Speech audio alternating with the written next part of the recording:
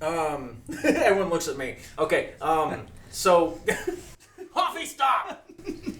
Alright, he's heckling me on the side. So sand is really just, it's about just an impossible situation. You know, the concept of scaling a mountain of sand, you may not see a solution. Honestly, you don't see one, and sometimes it feels like the struggle is pointless. But you also know that the one option you have is to not quit. So it's about not giving up. It's about refusing to spiral. So that's the best way I can describe it. It's just real, bro. The struggle's real. You guys, I mean, like, you guys got anything to add to that? What do you think? Like, no, I just wrote some of the music to it, man. It's every day. You can't quit. Your family depends on you, or whatever you're into. You have to do this to get out of your situation. I don't know if that's the best analogy, but that's. No, I mean, you know, coming from the guy who wrote the lyrics, I'd say you did all right. Oh, thank you. Good job. Thank you. Good job. Yeah, a boy.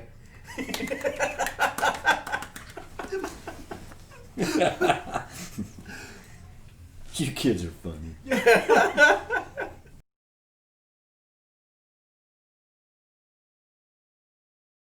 Oh, what was it? Bake Sale was the one we were going to do first, wasn't it? We had always planned on Bake Sale. I think so many people liked sand. Yeah, so many people. They just automatically took right to it. Yeah. It's just one of those that's relatable songs where at some point everybody's been in that situation. We thought Bake Sale was our anthemic song. I mean, that was the song that we were about. It was about Bake Sale was us. And everyone's like, oh, Bake Sale's an awesome song, but sand, they just grabbed onto it. And yeah, I mean, if we have a song that they just totally took ownership of, then that's the one we need to make the video of. That's the one that, you know, we have a story to tell. And so if you're going to tell a story, if you're going to make a cinematic video, it needs to be a story worth telling. So we shifted fire. I mean, we adapted to our fans on that, because really our plans were out the window. We would have never thought leading with the ballad worked. But it crossed all classes of genre, of people's taste in music. Almost everyone I know likes that song. And they identify with it.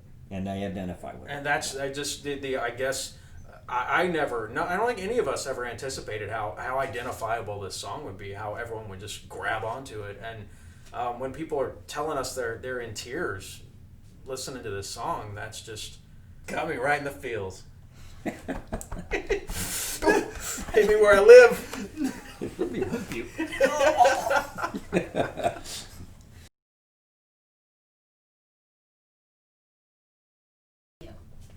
Cold and muddy. Cold, muddy. Cold and muddy. Early. Get up here, Mike. What's up, peeps? So here we are on set. Yeah, there's a solitary drum set out in the middle of nowhere. That's gonna be us. So Don't forget about me. there goes Matt. There you go. Too. So we're all ready. It's cold right now. So but it's gonna be. And it was drizzly. Yeah. So 37 degrees. Everybody's hands are wet. And so you're moving your hands through the air. As part of the skin is just stinging cold. You know. Actually, it was a time in between the takes that was the coldest, when we were actually doing the actual recording, where we were actually playing and stuff like that. I'll focus on the cold went out the window, and I wasn't cold then. That's true. As soon as it stopped, all of a sudden it's just like, you're right. We're focused on what we're doing. Anyway, it's freezing, but we're having a good time. We're almost done, I think. It's raining right now, so that decision may be out of our hands. It started raining halfway through the last set, so. I brought hot hands for myself. Oh yeah, Mike was the only one that thought I had, and he had hand warmers, and we're all just like. I had toe warmers in it. I gave Hoffy toe warmers, but he used them on his hands. No, I put them in my toes. Oh, okay. All right, so we are cold, and we are in between takes. So yeah, now we're working with a jib. Is that thing? It's a jib. Issues. Yeah, we it was filmed at a cement plant, and so you know there's so much runoff from cement plants, just so much sand. So the runoff, everything was just muddy, and it wasn't like regular mud. It was like soupy, cakey quicksand mud.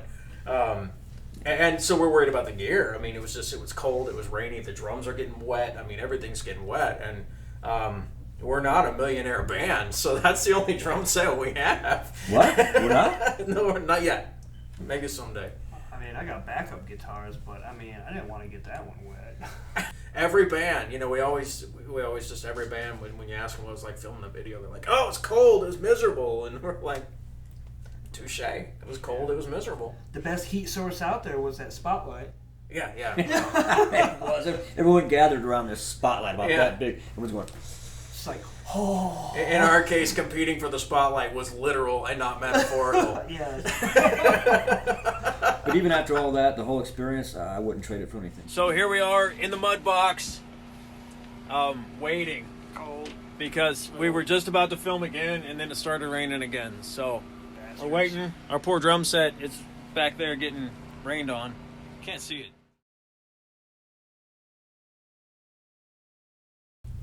But Weird. When we first pulled up, that was Yeah. that was a wake up call. I mean, Yeah, what time did we get there? It was 7? that was like 7 in the morning. Yeah, and they were already there, and you had the camera crew, so they're working on this rig, and I don't know, there's maybe 10, 15 people on site. This group over here setting up the camera crew. This crew over here in the van dealing with the editing stuff. You had these people over here working on the sand mound, and then these people scouting out the site. This is our first time. This is technically our first real year of doing something, and to show up with a crew where it's like you could tell they do this for a living, and it was. Those cameras were not cheap. No, not at all. Yeah, somebody out there with a $15,000 Steadicam, and you're like, wow, this is legit. And there as the crew, there were so many moving parts working together. They had it all ready to go. Each person knew their job, and it was a well-oiled machine. It made it so much easier on us. Because that was our first video. And it was our first, not just our first video, but it was our first experience working with, a professional production crew. And I gotta admit, it feels kind of cool. Like, you get out of the car, you're like, these people are here for us. They're us. That's the way, stop. Yeah, exactly. I felt like there should have been a trailer somewhere where I could sit in and bark orders at people, but. Vince wishes, a little bit of hair. You could like. Oh. Somebody carry me. I cannot work with this man. If his beard gets any longer, he'd be over his shoulder.